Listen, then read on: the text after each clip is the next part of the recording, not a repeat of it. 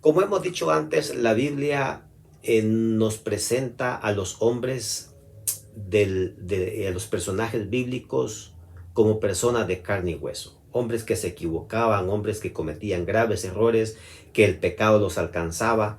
Cuando la Biblia habla de la perfección en Cristo, no se asocia con el acto de que no se va a pecar o que no nos vamos a equivocar.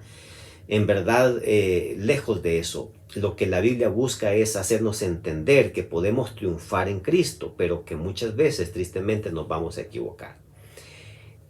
Ahora este capítulo nos habla de Judá, otro de los 4 hijos de Jacob, que fue y buscó una esposa cananea. Tuvo 3 hijos con ella, a uno llamó Er, al otro llamó Onán y al tercero lo llamó Sela. Y entonces le buscó una esposa, cuando él creció, el primogénito, le buscó una esposa también cananea. Y entonces esta dama se llamaba Tamar. Veamos entonces ahora lo que sucede cuando nosotros nos salimos del círculo en el que Dios nos ha colocado. Y entonces cuando decidimos probar hacer cosas en contra de su voluntad, veamos las consecuencias. Dios toda la vida nos ha enseñado a no unirnos con yugo desigual. Porque no hay unión entre la luz con las tinieblas, entre lo bueno y lo malo.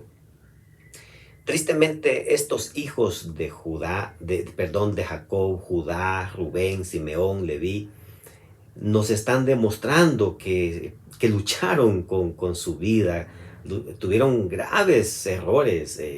Pues vamos a ver más adelante que ellos se arrepintieron. Alabado sea Dios por eso, pero Satanás sabe a quién tentar. El blanco de ataque, el enemigo, muchas veces es contra aquellos a quienes Dios va a dar una misión especial. A ellos el enemigo les tiende tentaciones especiales con el fin de hacerlos caer. Bueno, entonces vemos que Judá le busca una esposa a su hijo ella se llama Tamar, se llamó Tamar.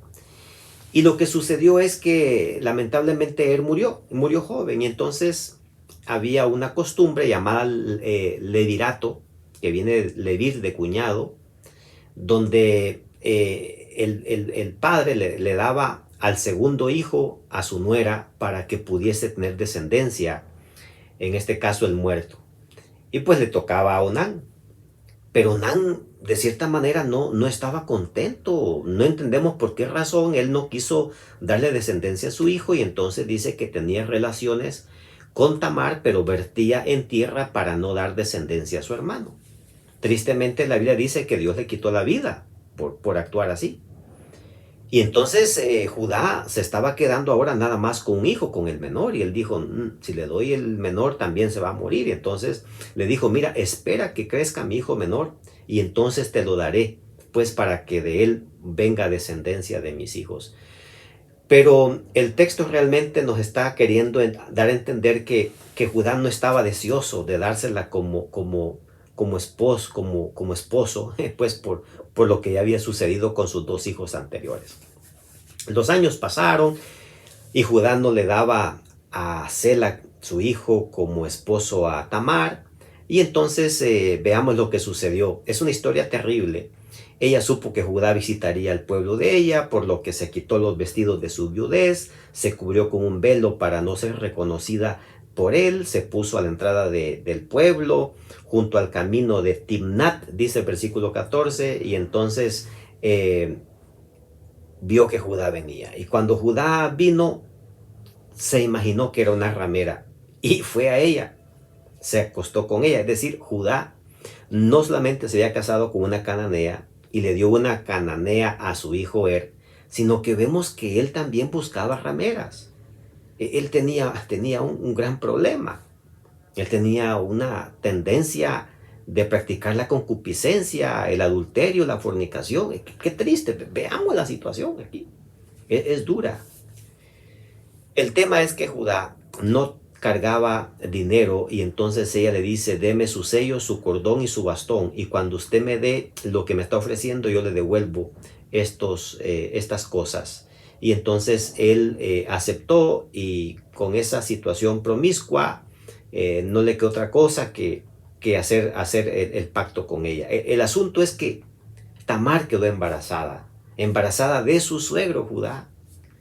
Qué interesante. Y no pudo negarlo porque cuando se descubrió que ella estaba embarazada, Judá dijo, hay que matarla, ella debe morir. Pero ella dijo, mire, el niño que tengo es hijo de la persona de estas cosas que yo tengo. Entonces Judá se dio cuenta que tristemente él se había acostado con su nuera. Acá nos damos cuenta entonces, amigos y hermanos, las consecuencias de alejarnos de Dios, de aventurarse con el mundo y de violar los principios de Dios.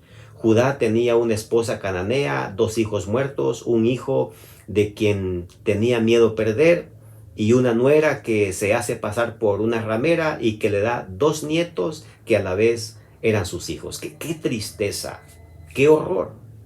No podemos nosotros, mis queridos amigos, ir al mundo sin recibir terribles golpes. Salomón dijo, ¿podrá el hombre poner fuego en su seno sin que ardan sus vestidos? Muchos tristemente creen poder entrar a jugar con el pecado y creen poder salir después y arrepentirse. Arrepentirse podrán, pero el pecado una vez muerde deja una ponzoña y difícilmente se puede salir de esa situación. Jesús y Pablo afirman que el que peca se hace un esclavo del pecado. La figura es esa, ya que un esclavo no podía en el tiempo de Cristo y de Pablo, no podía dejar de ser esclavo por mucho que quisiera dejar de serlo. Era una condición de la cual no se podía liberar y el pecado, una vez experimentado, no se puede salir de él y solo Jesús puede romper esos lazos y cadenas con que se ata el pecador. Y yo te puedo preguntar en este día, ¿estás luchando con un pecado, con algo que quisieras dejar y lo has intentado y no lo has podido? Pues yo te diría, no podrás.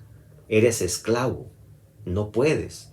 Pero sí te puedo decir que Jesús sí puede. Él puede librarte. Pídele a Cristo que te ayude, que te libere, que rompa esas cadenas con el pecado y Él lo hará.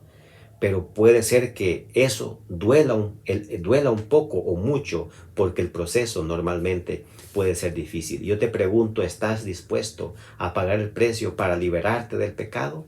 Pues ojalá que sí, porque el que lo haga encontrará finalmente que habrá valido la pena. Que Dios te bendiga y sigamos estudiando la palabra de Dios.